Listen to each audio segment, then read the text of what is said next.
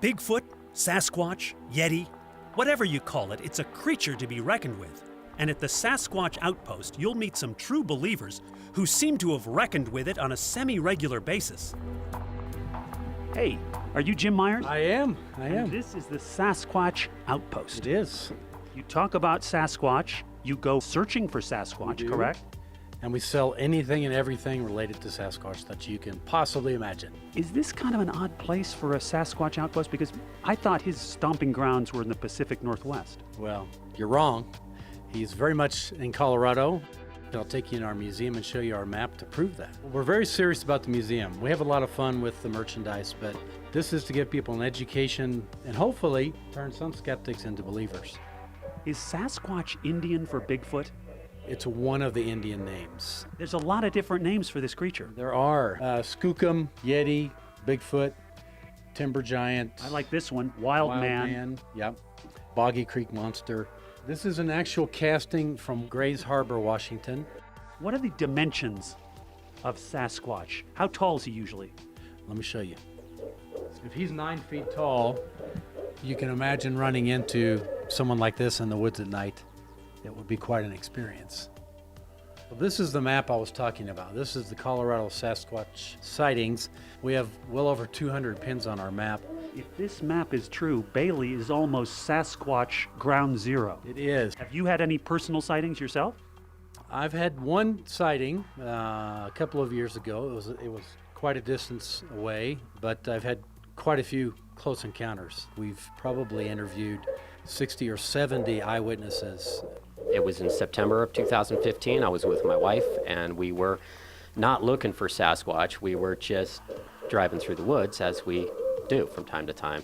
And we pulled over to park the car. I got out, and I was just breathing the mountain air when I saw something like this, maybe. Much bigger than that. Much bigger? Much bigger. It was horrifying. Suddenly, I could smell it, and then I saw this beast just running through the forest on 2 legs. Huge, moving like a ghost. What was the smell like? It's sort of like a combination of wet dog and dead wild animal. Okay. Once the thing ran down the valley and I couldn't see it anymore, I made a couple of whooping sounds, and after a few attempts, it screamed at me, and that was the worst.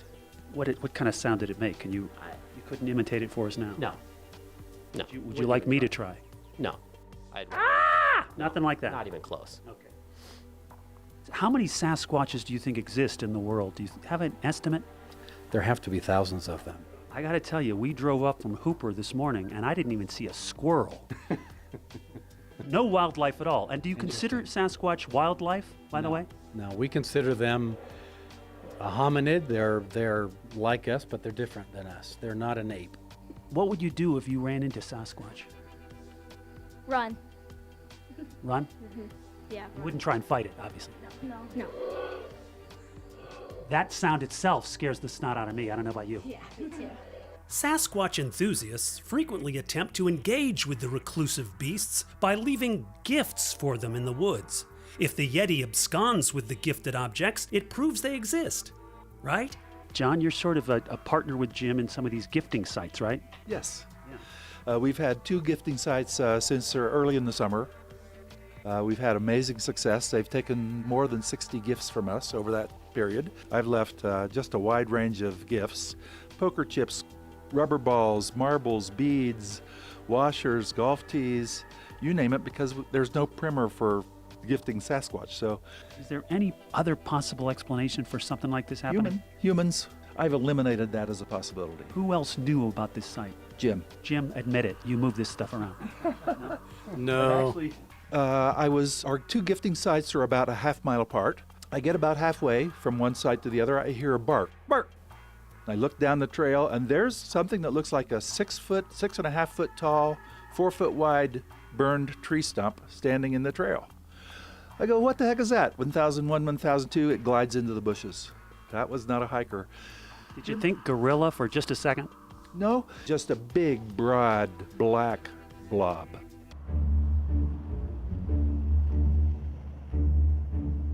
We are headed into the woods outside of Bailey. We're hunting Sasquatch. We're hunting Sasquatch. Yes, we are. Jim, we're at the foot of the trail up to Mount Evans. What are some of the secrets to tracking Bigfoot? Tracks. Tracks, Yeah.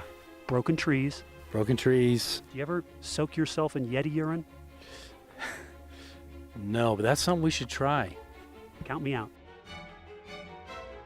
Now, what we're trying to figure out is, could there be another explanation to how this tree was bent over and twisted? You or I could not do that.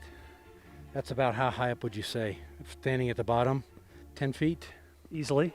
And people say, well, it's just the weather. Then why aren't there trees like that all around us, knocked down? Sasquatches aren't eternal. They must die at some point. Why have there never discovered remains, do you think? That's a great question. I get asked it all the time. I don't have a definite answer. My suspicion is that they bury their dead. So these darn Sasquatches are resourceful. Yeah, they're very intelligent. I know that. I know they're intelligent. And where do they live? We never see their lairs. You got a theory? I have a theory that they may be living in caves. But why can't we find their caves and search them out there? Well, when you're talking about a creature that's got shoulders 4 feet across, you're talking about a heck of a lot of upper body strength. They're certainly capable of lifting boulders that you and I can't pick up. And covering themselves inside the cave. Sure. It's a theory. What are they trying to tell us with this grouping of trees?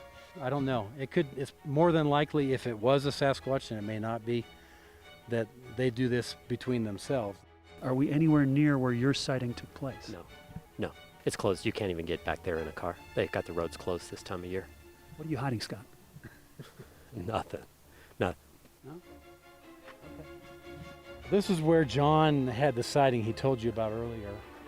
When I reenacted it with him and stood there, and he said, okay, now turn and walk in. Did you do the full reenactment in a full bodysuit, in the full I suit? did not, no.